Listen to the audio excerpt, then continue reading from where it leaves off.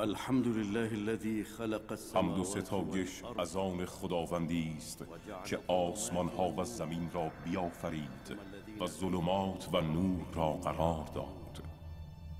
آفرینشش نه از سر بازی بود و نه از روی عبث. و به یاد آور زمانی را که به فرشتگان فرمان دادیم که همه بر آدم سجده کنید.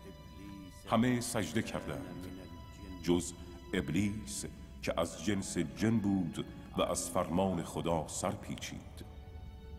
او سوگند یاد کرد که همگان بجز بندگان مخلص را اغوا کند. از پیش رو و از پشت سر، از راست و از چپ حمله کند و آن هنگام که بتواند نسل آدم را ریشه‌کن کند. و در میان هر امتی پیامبری را برانگیختیم که به مردم بگوید خدا را بپرستید و از شیطان و وسوسه های او بپرهیزید. پس بعضی از مردم از خدا هدایت یافتند و برخی دیگر در گمراهی وانهاده شدند.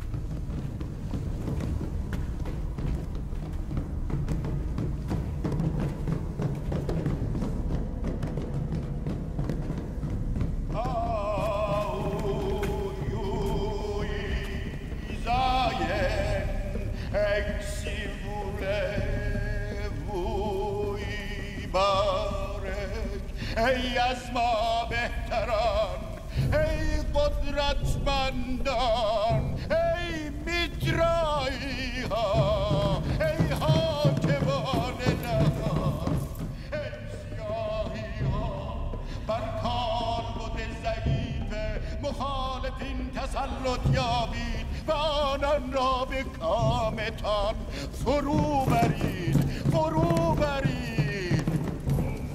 چه سجده نکرده وعده می کند، پس شما خدمتگزارانش را فرا می خوانم.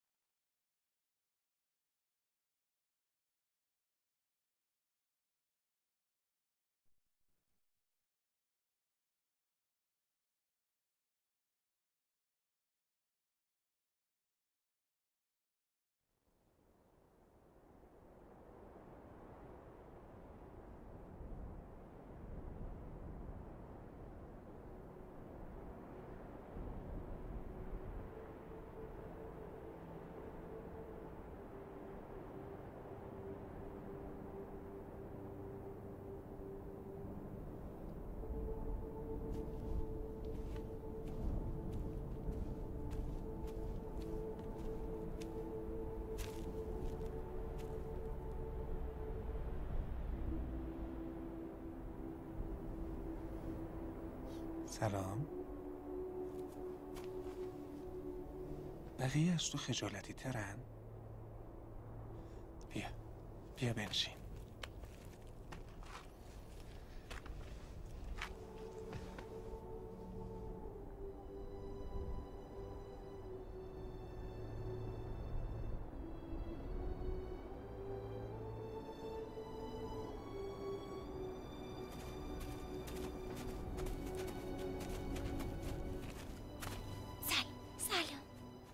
سلام عزیزانم. مردم میگویند وقتی شما تنها هستید نباید مزاحمتان شویم. نه، شما مزاحم من نیستید. بنشینید.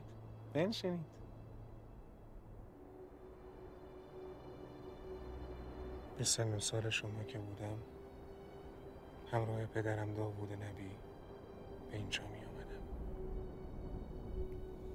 او بر این تخت سنگ می نشست و با صدای زیبایش آیات زبور را تلاوت می کرد و همه کوه ها و پرندگان با او هم آواز می شدند.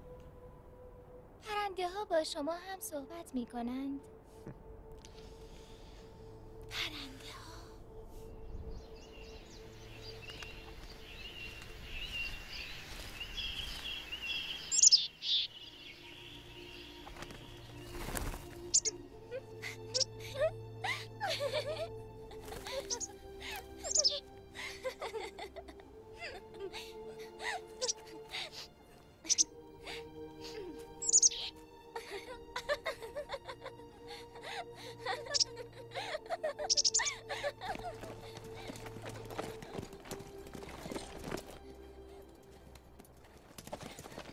برادر، مردم آماده شدند.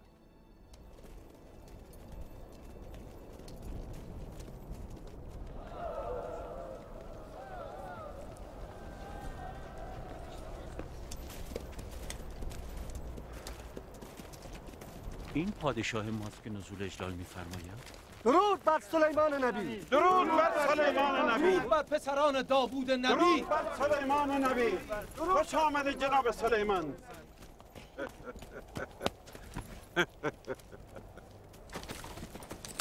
به دعای شما محصول از سالهای گذشته بیشتر شده. آیا پیامبر خدا برای شروع درو ما را دعا نمی‌فرماید؟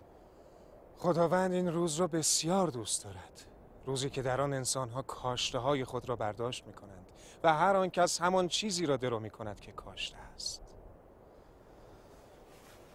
پروردگارا، برکت را بر این سرزمین افزون نما و ما را در مدار یکتاپرستی یاری فرما. حال به اذن الهی شروع می‌کنیم.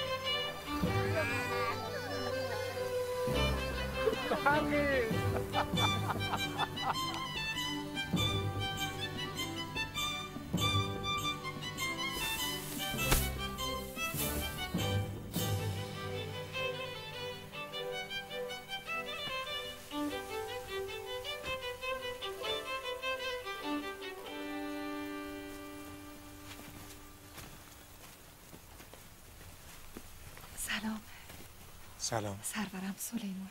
محبت کردید.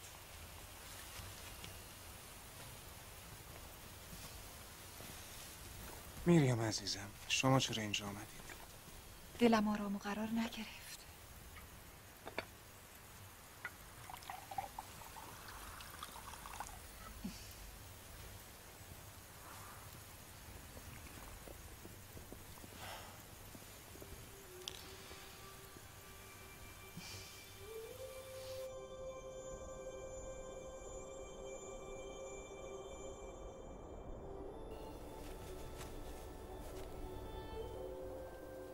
چه سالهای پر نعمت و برکتی. اینا همه از فضل پروردگار ماست.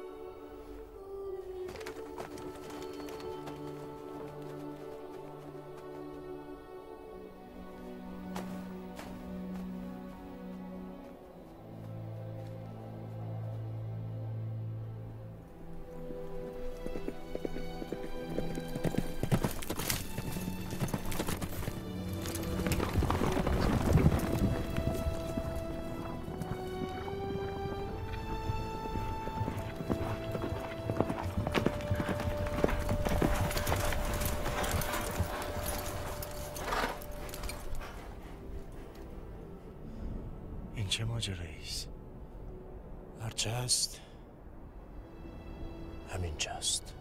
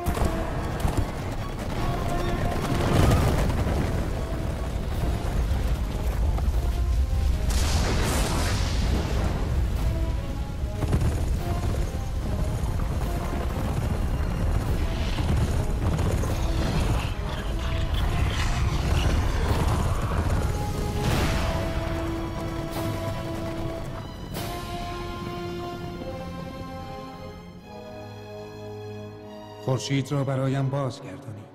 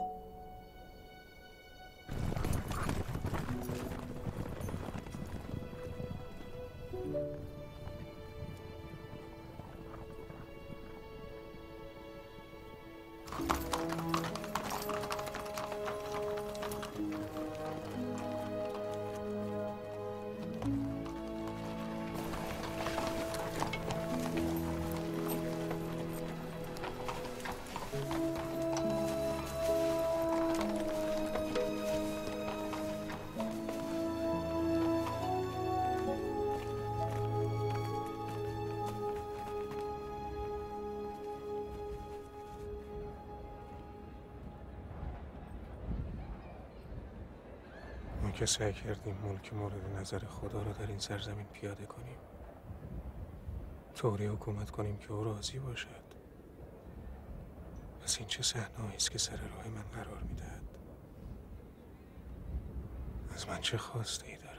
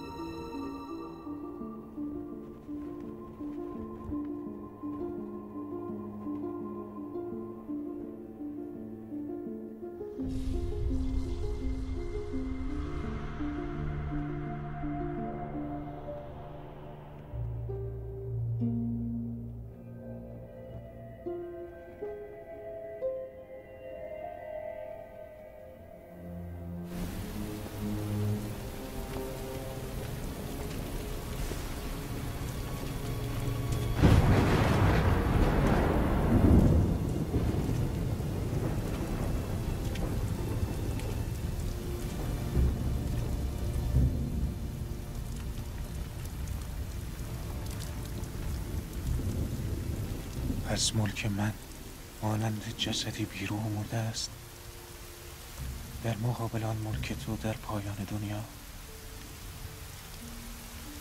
خداوندا،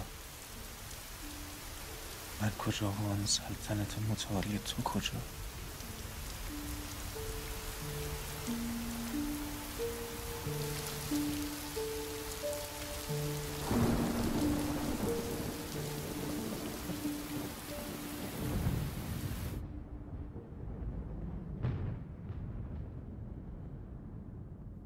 سلیمان، بارها تو را برای ایتاء محبت‌های خاصه برگزیدیم.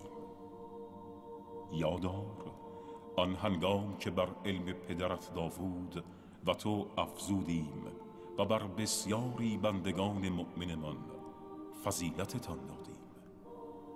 آن زمان که کتاب و حکم و نبوت عطایت کردیم، به سویت وحی کردیم و به رسالت برگزیدیم.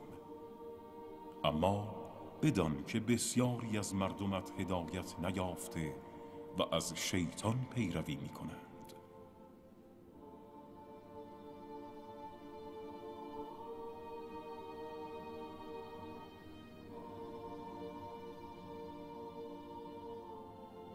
پروردگارا، پس به من ملکی عطا کن که تا پایان دنیا و برپای آن ملک عظیم به کسی عطا نخواهی فرمود که تو بسیار بخشنده.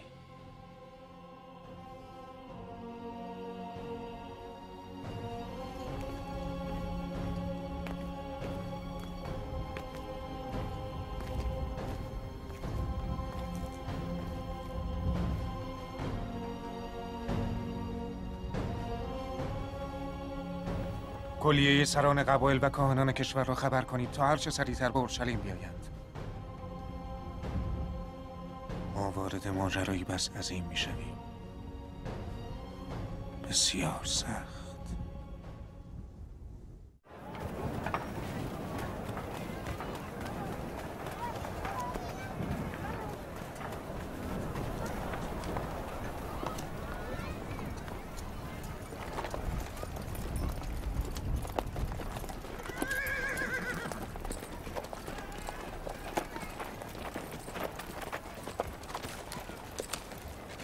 جناب یزاد، خوشحالیم که دوباره به دیدار عالم بزرگ اورشلیم نائل شدیم.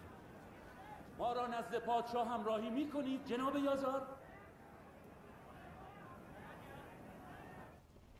خداوند متعال در صحنه‌ای ضعف ملکمان را به من نشان داد. پس از او تقاضا نمودم ملکم را رفعت دهد و اراده او بر این قرار گرفت. ملکتان را رفعت دهد؟ یعنی بهشت ایجاد کند همچون بهشت پایان دنیا که سراسر نعمت است و کمال و تعالی انسانیت. بهشت موعود که بنی اسرائیل به خاطرش به این سرزمین آمد، ولی حالا وضع این است که می‌بینید تا زمانی که بدی و شرارت در این دنیا وجود دارد آن بهشت الهی محقق نخواهد شد. برای رسیدن به آن باید از فتنه‌های مخوف عبور کرد.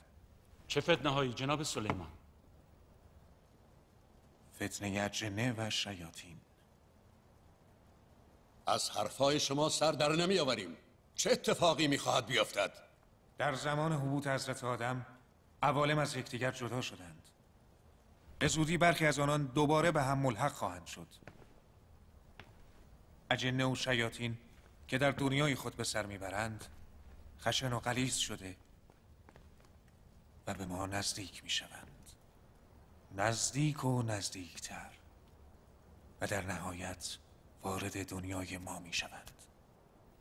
آن بهشت الهی محقق نخواهد شد مگر در جنگی خونین دشمنان بشریت از میان بروند. این حرفا چیست؟ کدام ملک؟ کدام جنگ؟ ما را به سخره گرفته ای؟ کاملا جدی هستم. برای همین از دورترین نقاط کشور شما را به اینجا دعوت کردم. و از ما چه میخواهید؟ همراهی و کمک شما را در مهار این ماجرا. جناب سلیمان، شما چه دلیلی بر اظهارات خود دارید؟ کدام یک از ما بزرگان دین چنین تفسیری از تورات را تایید کرده ایم؟ من به شما گفتم که از خداوند تقاضا نمودم و او هم خواسته شما را پذیرفته. آیا غیر از شما شخص دیگری هم شاهد مکالمه خدا با شما بود؟ از کجا بدانیم که اینها همه در وهم و خیال شما رخ نداده؟ این چرفی است. شما از رسالت پدرمان داوود نبی و برادرمان سلیمان نیک آگاهید و خوب میدانید که خداوند چه چیزهایی بر آنان عطا فرمود. هیچ چیز نمیدانیم. آنچه به عنوان معجزات پیامبریشان نقل می شود نزد ما علمای یهود هیچگاه ثابت نشد و هرگز دلیل محکمی بر رسالتشان ندیدیم. اما من میگویم همه این حرفها برای سرپوش گذاشتن روی ضعف حکومتتان است. شما خود را پادشاه مینامید، پس مسئولیت هر پیش آمد متوجه خود شماست. بهتر نبود به جای تظاهر به مردم دوستی در اداره امور کشور از ما کمک می گرفتید تا حال مجبور نباشید به این داستان پردازی های عجیب و غریب متوسل شوید و از ما انتظار داشته باشید قبایل خیش را برای یک جنگ موهوم بسیج کنیم؟ این شما نبودید که به پیروی از داوود هدایت بنی اسرائیل را از ما گرفتید؟ کتاب زبور او را حاکم کرده و کتاب‌های ما را از میان مردم طرد کردید. شما حتی تابوت عهد را در انحصار خیش نگه می‌دارید، در صورتی که ما علمای یهود وارثان شریعت موسی هستیم. از موی سپید و پریشان ما در مقابل جوانی خود شرم نمی‌کنید. هیچ یک از پیامبران الهی نوح، ابراهیم، یوسف، موسی چنین ادعایی نکردند. آن مردان خدا هیچگاه نگفتند میتوانند بهشت خدا را روی زمین برپا کنند یا بر علیه شیاطین نادیده لشکرکشی به راه بیندازند. آنها در کمال مظلومیت به پیشرفت دین و ترویج خداپرستی پرداختند و در این راه چه فداکاری ها که نکردند. درست میگوید. ما آن زمان هم به پدرش داوود که کودک 9 ساله را جانشین خویش کرد اعتراض کردیم که حکومتداری تجربه می‌خواهد. تجربه!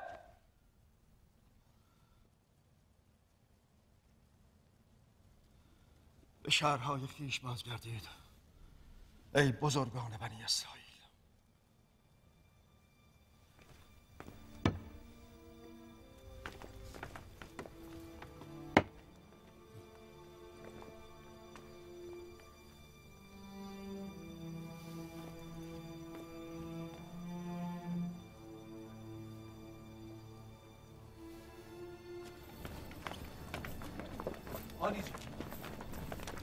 عالی جناب، کجا می روید؟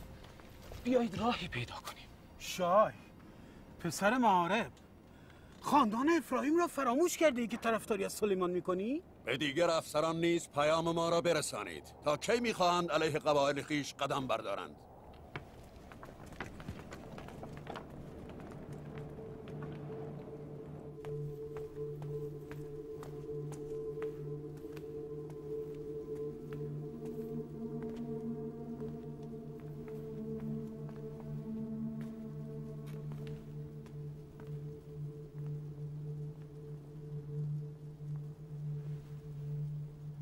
باید زمام این امر را خود به دست بگیریم. شما عزیزان من به شهرهای مختلف رفته و پیام مرا به مردم ابلاغ کنید. برادر، قبایل به حرف بزرگانشان گوش میکنند، نه به حرف ما. چاره ای نیست. آیا مرا همراهی میکنید؟ با شما هستیم تا آخرین نفس خیش. ما همه آماده اجرای فرامین پیامبر خدا هستیم تا آخرین نفس. اورشلیم اوج فتنه اینجا خواهد بود. پس برادرم آبشالوم، شما در پای تخت بمانید و از آن محافظت کنید. جناب یوآب، شما به همراه پسرتان و نیروهایی که تحت امر دارید به زبولون بروید. بله سرورم. این خاندان در جنگ‌های پدرم همراه ما بودند.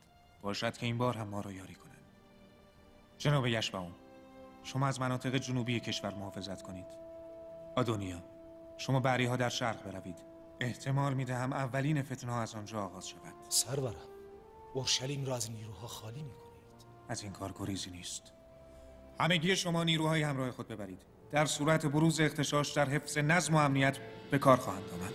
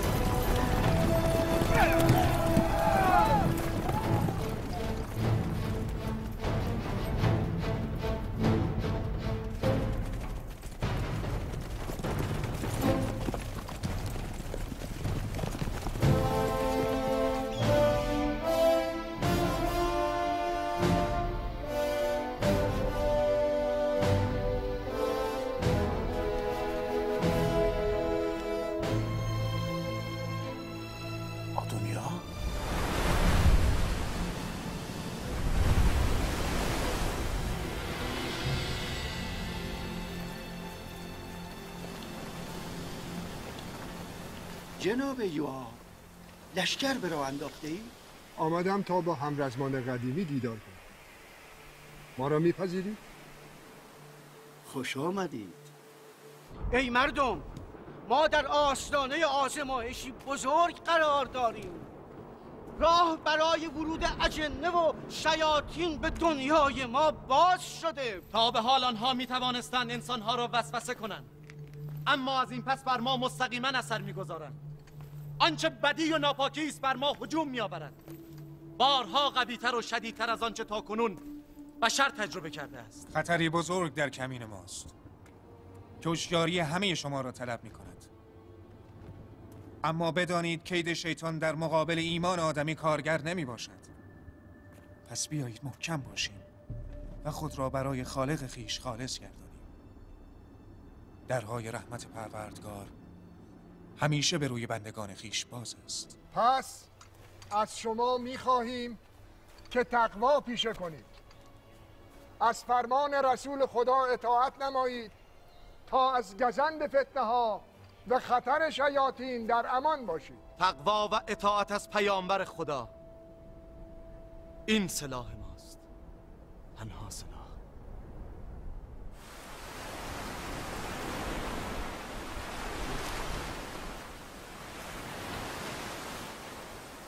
پس چرا نیامدند؟ 15 روز است که زنها و بچه های ما در التهاب پسر میبرند. از کجا به ما حمله میکنند؟ از دریا؟ از جنگل؟ یا از کوهستان؟ میگویند آنها همه جا هستند. همه جا.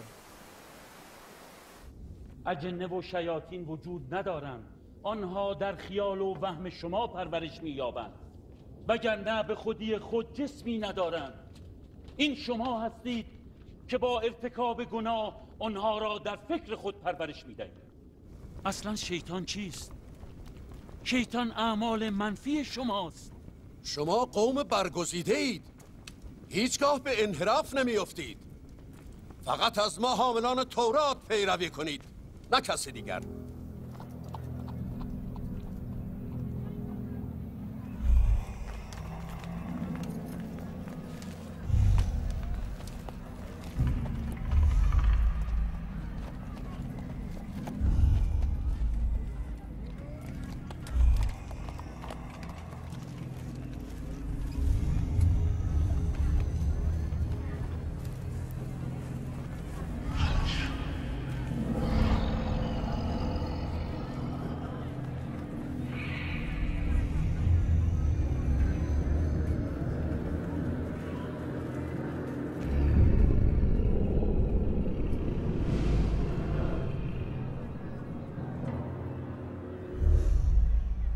شما گفتید این آخرین پرداخت منه. به قدر کافی به تو فرصت دادم. جناب من شما کمک کنید. برای وامی که 1 سال پیش گرفتم مدام از من بهره طلب میکنن. این همانی است که شما دیگر ضمانت توانی برایم باقی نمانده. نرخ بهره بر اساس رأی علمای یهود تنظیم شده است. تا به حال 2 برابر آن را از من ستانده.